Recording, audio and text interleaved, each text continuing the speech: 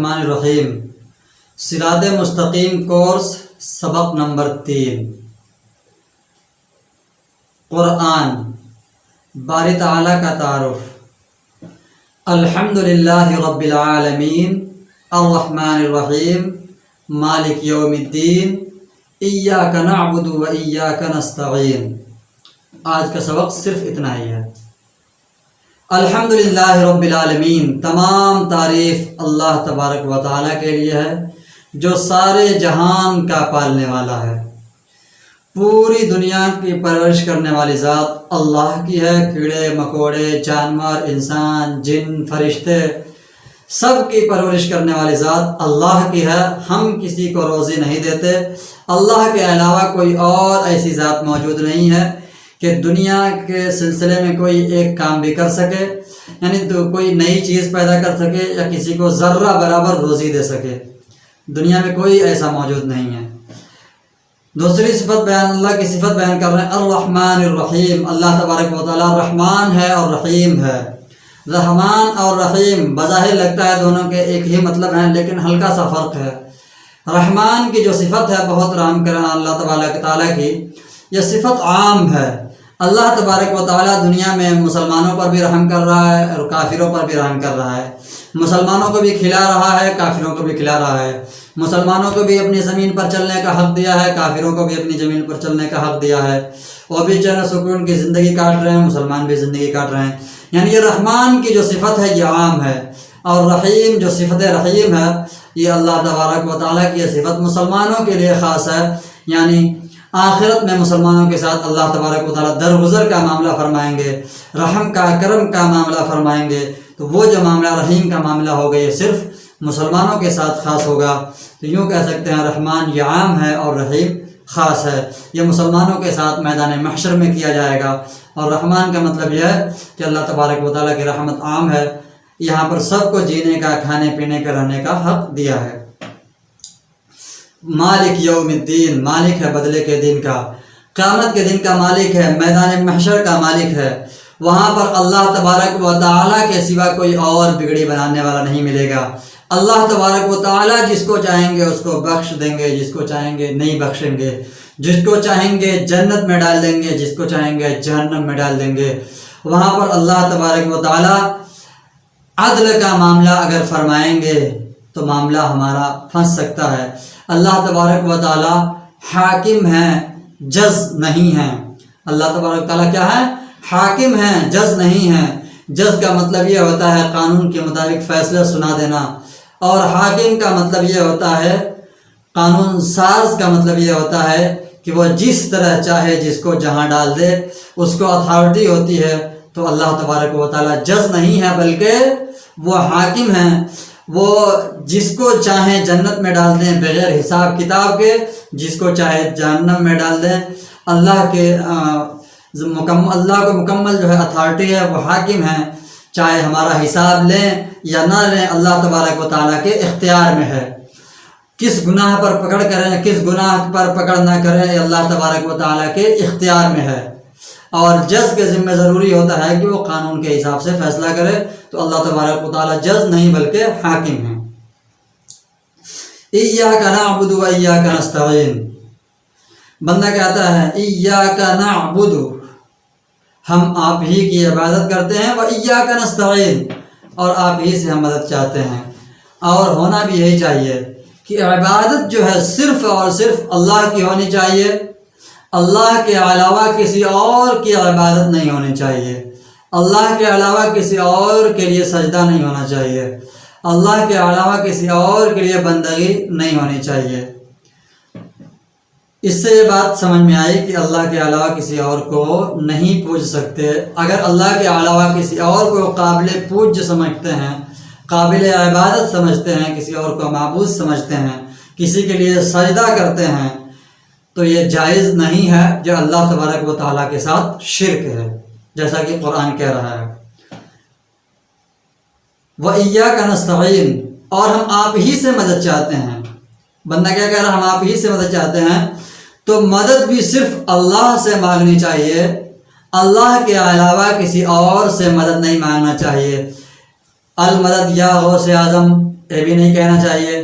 قرآن کریم سے بالکل بات واضح ہو گئی کہ مدد مانگنا ہے صرف اللہ سے، اس کے علاوہ غوث اعظم سے بھی مدد نہیں مانگنی ہے، پیران پیر سے بھی مدد نہیں مانگنی ہے، دنیا میں کوئی بھی ہو اللہ کے علاوہ کسی اور سے مدد نہیں مانگنی ہے۔ کیوں؟ قرآن کہہ رہا وَإِيَّاكَ نستعین، کہ صرف آپ ہی سے مدد چاہتے ہیں۔ بندہ کہہ رہا ہے آپ ہی سے مدد چاہتے ہیں، جملے کو سمجھیے، یعنی آپ کے علاوہ کسی اور سے نہیں۔ لوگ کہتے ہیں نا صرف ہم آپ ہی سے یہ بات کہہ رہے ہیں، اس کا مطلب ہوتا ہے آپ کے علاوہ کسی اور سے نہیں کہہ رہے ہیں۔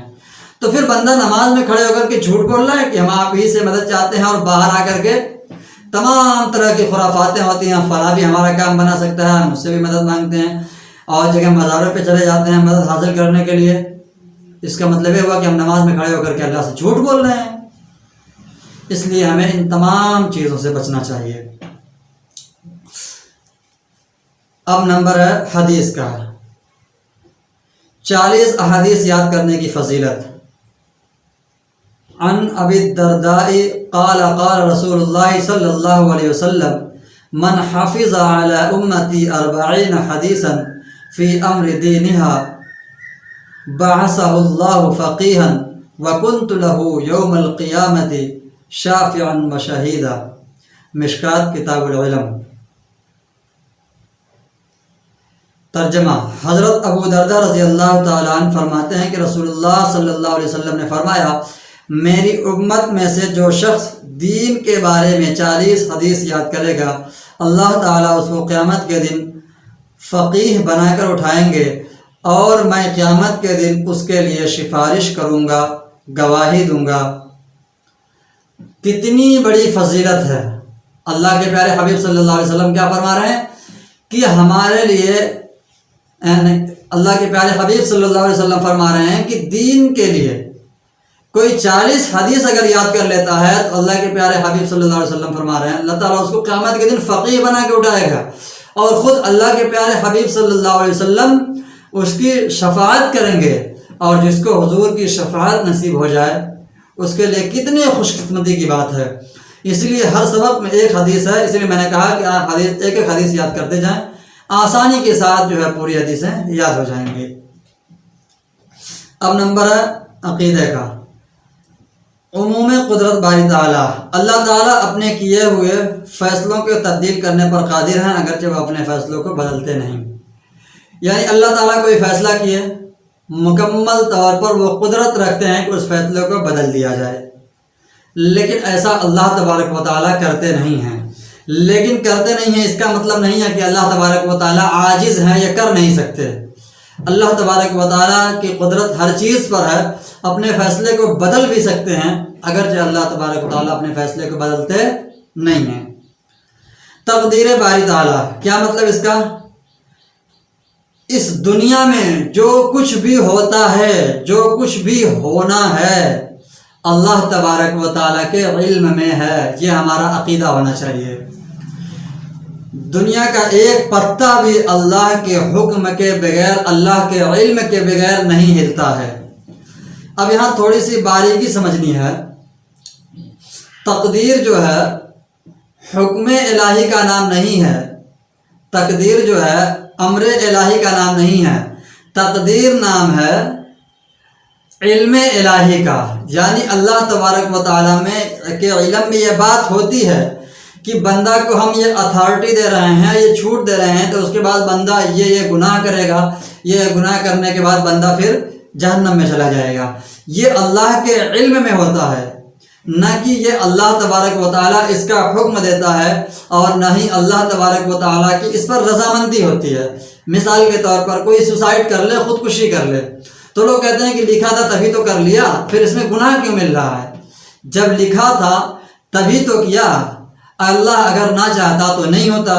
پھر جب خدا کے چاہے بغیر کچھ ہو نہیں سکتا، تو اللہ نے چاہا ہے تبھی اس نے خودکشی کی ہے، لکھا تھا تبھی اس نے خودکشی کی ہے، تو پھر اسے گناہ کیوں ملتا ہے؟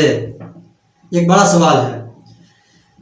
تو اس لیے میں نے کہا کہ تقدیر جو ہے علم الہی کا نام ہے، امر الہی کا، رضائے الہی کا نام نہیں ہے۔ ایسا نہیں ہے کہ اللہ تبارک و تعالی راضی ہے کہ آپ گناہ کرو، اللہ تعالیٰ اس سے خوش ہیں کہ آپ گناہ کرو، یا اللہ تعالیٰ آپ کو حکم دے رہے ہیں کہ آپ گناہ کرو۔ اللہ کے علم میں یہ بات تھی کہ ہم بندے کو یہ اتھارٹی دیں گے، بندہ جائے گا سوسائڈ کر لے گا، سوسائڈ کرنے کے بعد وہ مر جائے گا، تو یہ اللہ کے علم میں ہوتا ہے۔ اللہ کے علم میں ہونے کی وجہ سے اللہ تبارک و تعالیٰ اس کو لکھ دیتے ہیں، نہ کہ لکھنے کی وجہ سے ایسا ہوتا ہے، بلکہ اللہ کے علم میں یہ بات ہوتی ہے کہ بندہ ایسا کرے گا، اس لیے اللہ تعالیٰ لکھ دیتے ہیں یہ سوسائڈ کرے گا، نہ کہ اللہ تعالیٰ اس پر راضی ہیں کہ وہ سوسائڈ کرے، نہ اللہ تعالیٰ اس پر خوش ہیں۔ علم الہی اور امر، یہ بات سمجھ میں آ گئی ہوگی کہ یہ اللہ کے علم میں ہے، اللہ کی رضامندی اس پر نہیں ہے۔ اللہ نے اتھارٹی دی ہے، تم کر سکتے ہو، اور تم نے کیا، اس کا انجام اس کا ملے گا۔ اللہ کے علم میں تھا تم کرو گے، اس لیے اللہ نے لکھ دیا۔ اب بات آتی ہے مسائل، جھوٹے پانی کے احکام۔ جو حکم جاندار کے گوشت کا ہے وہی حکم اس کے پسینے، لعاب اور جھوٹے کا ہے۔ یعنی جس جانور کا جو ہے گوشت پاک ہے، اس کا جھوٹا بھی پاک ہے، اس کا لعاب بھی پاک ہے، اور اسی طرح اس کا پسینہ بھی پاک ہے۔ اور جس جانور کا گوشت ناپاک ہے اس کا جھوٹا بھی پاک ہے، ناپاک ہے، اس کا پسینہ بھی ناپاک ہے، اس کا لعاب بھی ناپاک ہے۔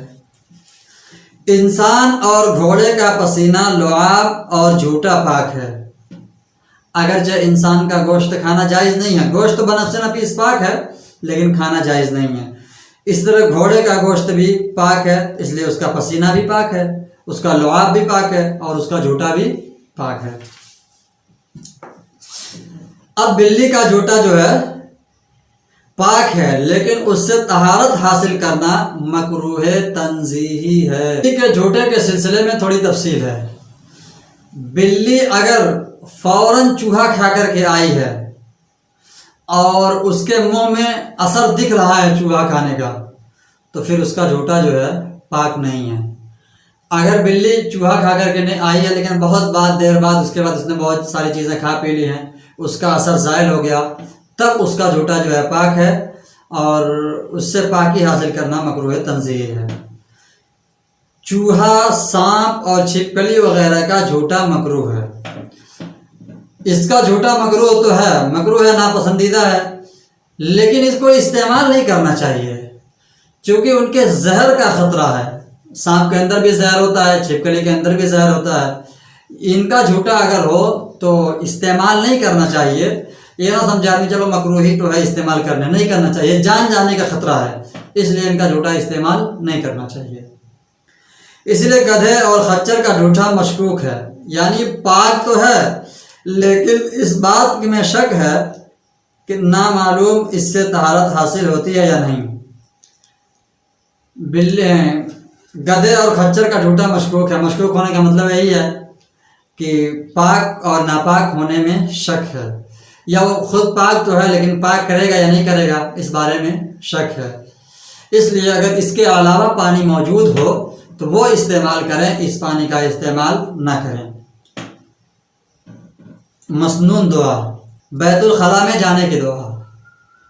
بیت الخلاء میں جانے کی دعا: بسم اللہ اللہم انی اعوذ بک من الخبث والخبائث۔ ترجمہ: اللہ کے نام کے ساتھ میں شریر جنوں اور جنیوں سے پناہ پکڑتی ہوں۔